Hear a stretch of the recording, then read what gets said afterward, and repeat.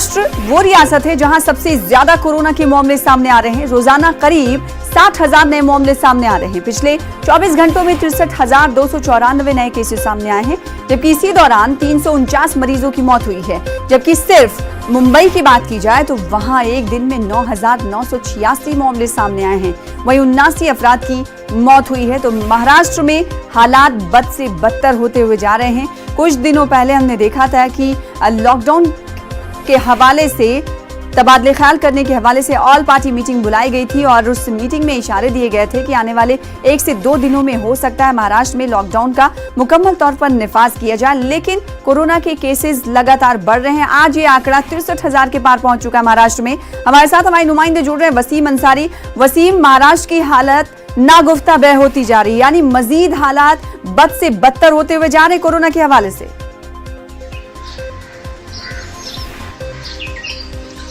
जी जरूर, जिस तरह से देखे जा रहे हैं कि आंकड़े लगातार बढ़ते जा रहे हैं। आप जो नंबर्स देखेंगे हर दिन ये नंबर बढ़ते हुए नजर आ रहे हैं। कहीं भी एक भी दिन ऐसा नजर नहीं आया कि नंबर कम हुए हैं। यही वजह है कि सीएम उद्धव ठाकरे सिर्फ और सिर्फ लॉकडाउन की ही वकालत कर रहे हैं। उनका कहना है कि अगर ये पूरी चैन को तोड़ना है तो कहीं ना कहीं पूरी तरीके से लॉकडाउन करना होगा। सर्वदलीय बैठक हुई, बैठक के बाद अगले दिन टास्क फोर्स की बैठक हुई जिसमें सारे एक्सपर्ट्स मौजूद थे।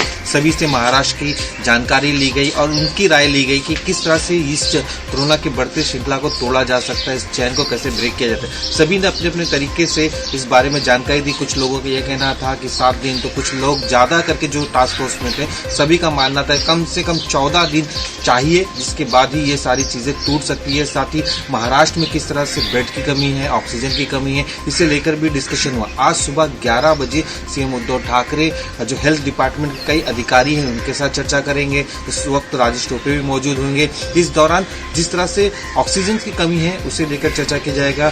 लिक्विड ऑक्सीजन प्लांट बनाने की तैयारियां की जा रही है अस्पताल के आसपास, ताकि ये दिक्कतें कम हो। बेड्स बनाने की कोशिश की जा रही है क्योंकि नंबर्स लगातार बढ़ते जा रहे हैं। इसके बावजूद भी लोगों को बेड्स नहीं मिल पा रहा है, इसलिए सुविधाओं पर ध्यान दिया जा रहा है। साथ ही बाकायदा उद्धव ठाकरे आज हेल्थ मिनिस्टर के साथ साथ चर्चा करेंगे, डिप्टी सीएम के साथ चर्चा करेंगे और साथ ही होम मिनिस्ट्री से भी चर्चा करेंगे और रेवेन्यू डिपार्टमेंट से भी चर्चा करेंगे। क्योंकि आने वाला जो 1 या 2 दिन है महाराष्ट्र के लिए काफी अहम है। क्योंकि जब बैठक की शुरुआत हुई थी, सर्वदलीय बैठक की, जो महाराष्ट्र के सेक्रेटरी है सीताराम कुंटे ने साफ तौर पर कहा था कि 15 तारीख के बाद काफी दिक्कतें हो सकती है। तो हो सकता है ये डिस्कशन करने के बाद 14 अप्रैल को महाराष्ट्र की तरफ से जो ये मीटिंग होगी कैबिनेट की, उस दौरान एक बड़ा फैसला लिया जा सकता है। तो सीएम उद्धव ठाकरे सभी पहलुओं पर रिव्यू कर रहे हैं और सब जायजा लेने के बाद एक बड़ा डिसीजन महाराष्ट्र सरकार के लिए। अब तक ये उम्मीद जताई जा रही है कि इस बैठक में हो सकता है आने वाले दिनों में महाराष्ट्र में पूरी तरीके से कंप्लीट लॉकडाउन की घोषणा हो जाए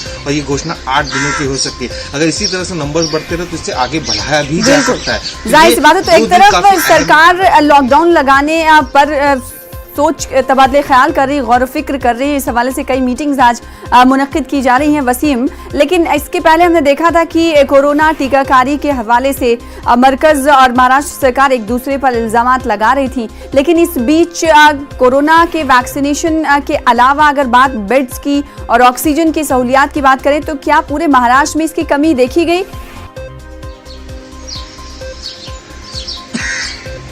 जी जरूर, पूरे महाराष्ट्र में बेड्स की कमी साफ तौर पे दिखाई दे रही है। ये नज़ारा पुणे का है, नागपुर का है, मुंबई में इसी तरह के हालात नजर आ रहे हैं साफ तौर पे।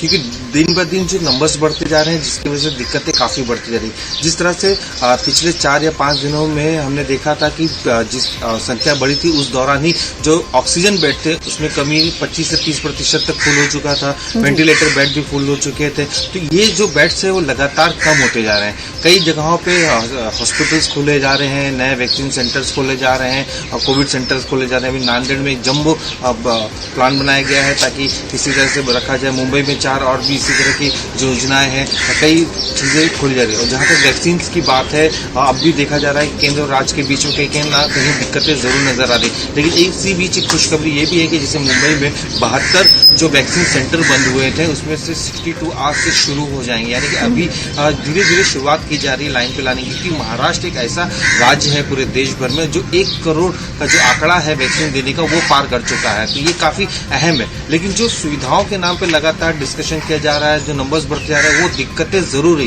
यही वजह है कि आज बाकायदा सभी जो हेल्थ के डिपार्टमेंट से जुड़े लोग हैं उनके साथ 11 बजे सीएम उद्धव ठाकरे बैठक करेंगे। किस तरह से किन राज्यों में बेड की कमी है, किस तरह से ऑक्सीजन की कमी है, खास करके ऑक्सीजन की कमी सबसे ज्यादा दिक्कतें दे रही है, जिसकी वजह से मरीजों की जो हालत है वो गंभीर होती नजर आई। कुछ मरीजों को तो होम क्वारंटाइन भी किया जा रहा है, लेकिन वहां पे भी दिक्कतें नजर आ रही है। इन सब पहलुओं पर किस तरह से आगे की रणनीति तय करना होगा, क्योंकि आगे अगर किसी तरह का लॉकडाउन लगता है तो मरीजों की संख्या जो बढ़ती जाएगी तो ऐसे में अस्पतालों की दिक्कतें बढ़ सकती है। तो सुविधाएं किस तरह देना उस पर पूरी तरीके से सरकार का फोकस है और इसे लेकर आज सुबह 11 बजे इस पे डिस्कशन किया जाए। जी, तो कई शोबे हयात से जुड़े लोगों से आज वजीर आला उद्धव ठाकरे बातचीत करने वाले हैं और किस तरीके से हिकमत अमली आगे की मुरतब की जाए इस पर तबादले ख्याल किया जाएगा। आगे भी आपसे जुड़ेंगे। बेहद शुक्रिया हमारे साथ जुड़ने के लिए, तफसील से जानकारी फराहम करने के लिए वसीम।